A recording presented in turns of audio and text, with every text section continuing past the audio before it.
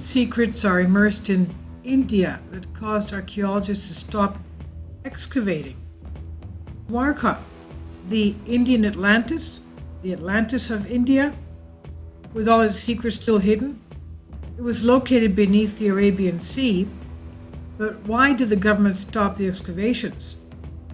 Archaeologists found traces of a major discovery when they discovered the sunken Dwarka across the Arabian Sea from Bahrain. It's an ancient Indian state reaching as far as the Arabian Sea.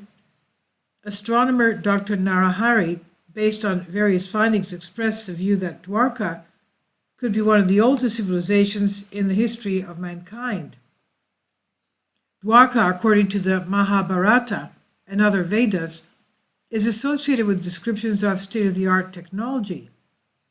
Why has the Indian government forced its excavation team to stop and discontinue any exploration of its ruins in the Arabian Sea? Perhaps it would be too much to suppose. Not to find VIMANAS, perhaps, or other flying machines? Now, we know that they had very advanced ancient technology. When Oppenheimer was asked if the nuclear energy was the first time that the atomic bomb, for example, when it was tested, was that the first time nuclear energy was used? He says, in our modern era, yes, because he used to read the Vedas, and the scientist Oppenheimer knew that he believed that the ancient scientists of India had atomic energy. There are some sages that we know, ancient Indian sages, who held advanced knowledge on science and technology. They knew of gravitational forces, and their descriptions of airplanes and flying objects, the objects of Maharshi Bhardwaj, the achievements of sage Maharshi Bhardwaj, described in the text called the Purana. He was one of the 7 great sages of Rishi, his wisdom recognized up to the present day. In the distant past, the Mahabharata and the Ramayana aeronautic inventions were used, a domain which was highly advanced at that time. Maharshi Bhardwaj discovered and wrote about the way in which airplanes or spaceships appeared and disappeared on the way in which they traveled from one planet to the other. Now, this is not the first time we hear about spaceships in antiquity.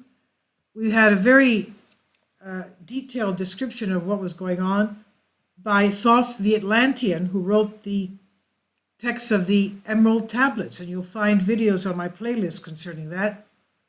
The ancient Atlanteans had tremendous technology. They had air flight, they also had space flight, they had spacecraft, they had interdimensional travel, time travel, and they got into trouble with the abuse of this technology.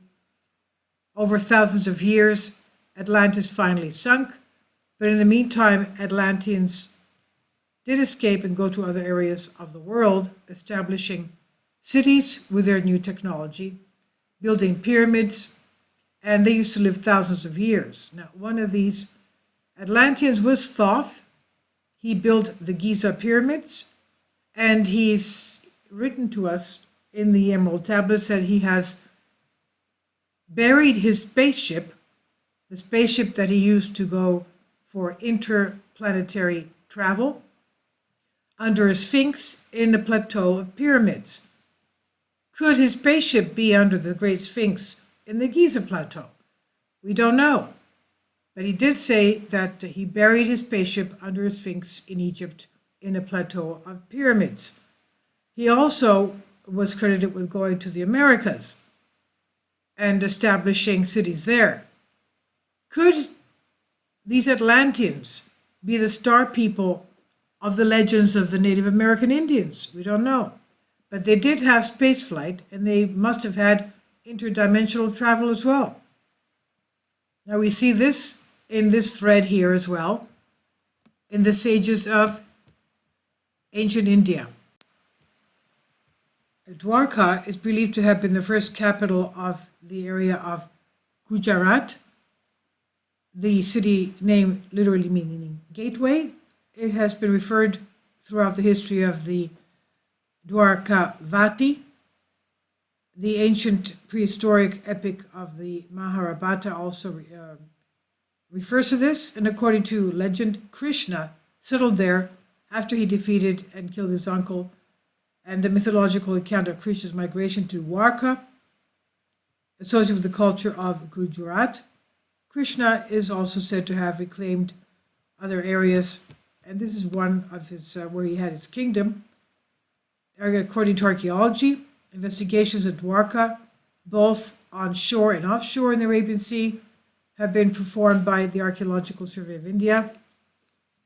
First investigations carried out on land in 1963 revealed many artifacts. Excavations done on 2 sites on the seaward side of Dwarka brought to light submerged settlements, a large stone-built jetty, triangular stone anchors with 3 holes. The settlements are in the form of exterior and interior walls and fort bastions. From the typological classifications of the anchors, it's referred that Dwarka had flourished as a port during the period of Middle Kingdom of India. Early history. Dwarka is mentioned in the copper inscription dated 574 AD of Simhaditya.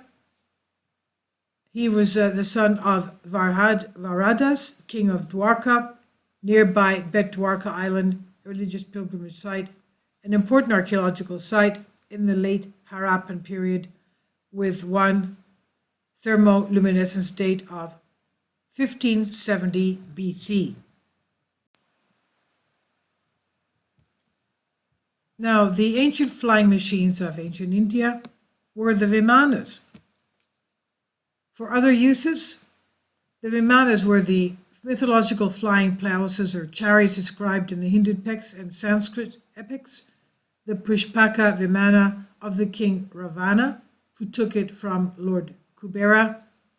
Rama returned to Kubera, and the most quoted example of a Vimana mentioned in Jain texts. It literally means measuring out and traversing, or having been measured out.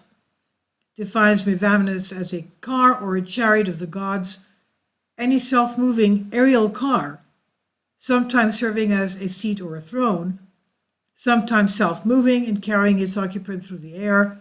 Other descriptions make the Vimana more like a house or a palace, and one kind is said to be 7 stories high, and quotes the Pushpaka Vimana of Ravana as an example.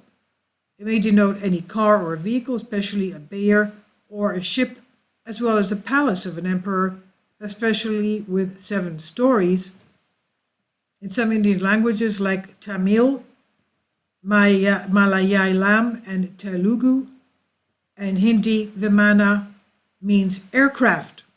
For example, in the town name Vimanapura, a town in Pune, another context, Vimana is featured in Hindu temple architecture. In the Vedas, predecessors of the flying Vimanas of the Sanskrit epics are the flying chariots employed by various gods in the Vedas. The sun chariot and Indra and several other Vedic deities are transported by flying wheeled chariots pulled by animals, which are usually horses. So again, we see that even in their scripts and in their legends, they have spacecraft just like the ancient Atlanteans did.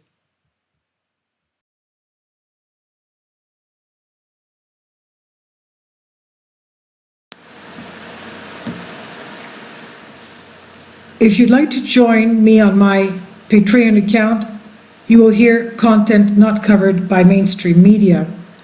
These riveting stories will be based on my research, and I will state my opinions and give my personal insight on diverse and controversial subjects and world events not covered by mainstream media, and not supported by YouTube guidelines.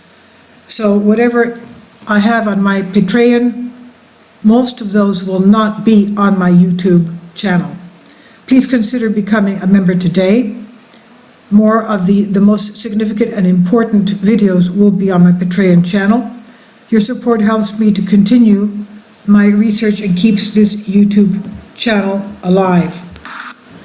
And we depend on your support, your generous charity, because we help economically challenged families here in Athens, Greece, in Kapota, and we also help the young generation with university tuition and the community around our church. Thank you.